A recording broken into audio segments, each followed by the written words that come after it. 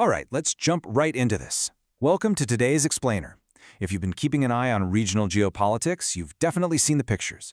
A rusted-out World War II-era ship stranded on a reef acting as a Philippine military outpost. It's the BRP Sierra Madre. But today we're unpacking a really fascinating, highly debated alternative history from journalist Rigoberto Tiglao. He's got a provocative take on exactly how and why this ship ended up like this, which totally challenges the mainstream narrative. Just to be clear, we are not here to take sides. We're just impartially mapping out Tiglao's arguments from the source material, so you can get a grip on this massive geopolitical puzzle. So this brings us to the central mystery from our source. Why is the BRP Sierra Madre in such terrible shape? I mean, it's literally rusting away. And it's not just about, bad weather and time.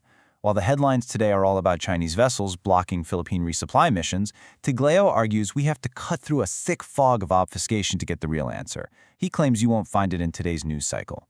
No. To find out what's really going on, you have to look at decades of strategic decisions, secret agreements, and some intense political maneuvering. To follow his argument, we're going to look at a specific historical roadmap. We start with the 1995 Mischief Reef retreat, then the 1998 grounding, the 2013 arbitration suit, a major policy shift in 2014, and finally the agreement rescinded in 2024. Let's get into it. Part 1. The Catalyst. Mischief Reef, 1995. All right, so under Philippine President Fidel Ramos, they launched this really risky operation because China was building stilt facilities on Mischief Reef. Ramos used this vintage landing ship tank to ferry over 24 journalists out there, literally flying them over the reef in helicopters to snap photos. And Tiglao points out, as a PR move, absolutely massive success. Those photos went global, they completely framed the narrative around Chinese aggression. But, and for the author, this is a huge but, he argues that this massive PR win actually covered up a catastrophic strategic blunder. According to the author, that blunder happened right out there on the water. On its way to Mischief Reef, the Philippine vessel was blocked by Chinese maritime surveillance and fishing ships. They had this hour-long standoff, right? And then suddenly the Philippine ship just turns around and steams away. So why did they do that? Well, Tiglao says he actually asked the ship's captain, who told him they had received U.S. intelligence saying 2 heavily armed PLA Navy frigates were coming their way. The captain knew they were totally outgunned and decided to retreat, supposedly saying in half jest, "We don't have guns." Now, Tiglao views the legal fallout of that retreat incredibly harshly. In his reading of international law, the moment they turned that ship around to avoid a fight, the Philippines effectively abandoned the area. And this is a huge deal because that territory had actually been declared Philippine territory back in 1978 under a presidential decree by Ferdinand Marcos Sr. The author argues that if you let another country occupy a territory without them even using force, it can actually legitimize their claim. So basically, that 1995 retreat set a devastating legal precedent. Moving on to Part 2. The Grounding. A strategic clash in 1998. So, by 1998, the Philippine leadership is trying to figure out how to reverse the territorial losses they suffered at Mischief Reef and Ayungin Shoal. Defense Secretary Orlando Mercado asked the Navy for ideas. The Navy chief says, hey, let's deliberately ground 2 ships, including the Sierra Madre at Ayungin Shoal. The idea was that these grounded ships would act as an extension of Philippine territory. But the author completely tears into this logic. Tiglao calls the Navy's strategy flat-out absurd. He argues that in normal international practice, a grounded shipwreck doesn't give you sovereignty. Actually, it's the exact opposite. Shipwrecks are supposed to be removed by their owners or dismantled by the nearest state.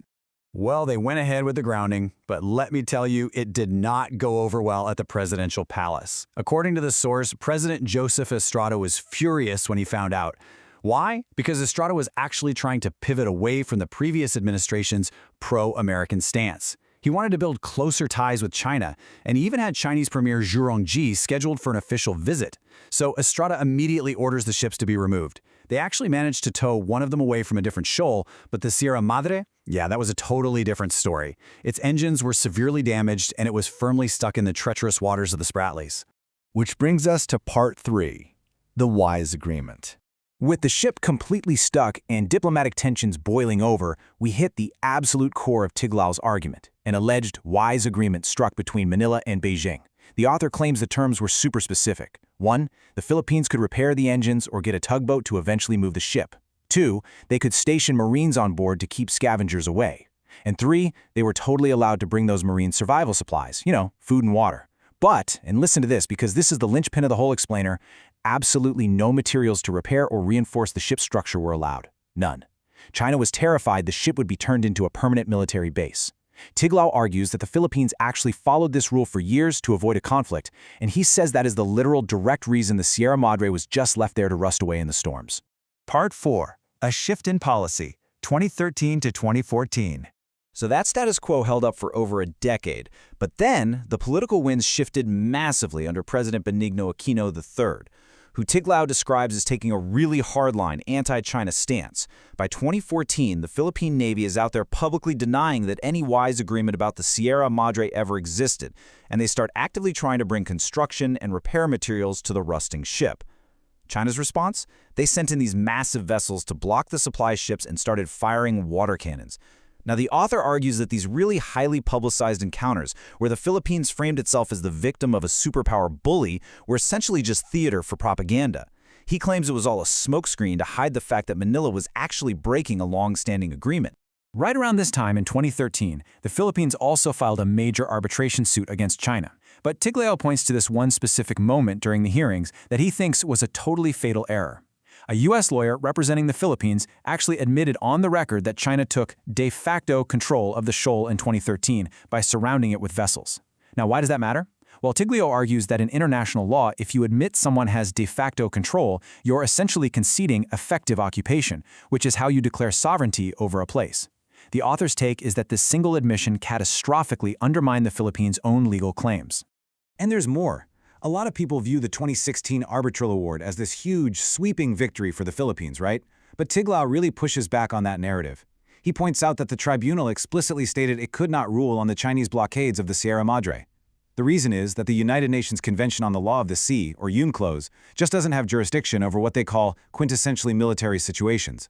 Because this standoff involved military and paramilitary forces, it was completely outside the tribunal's scope.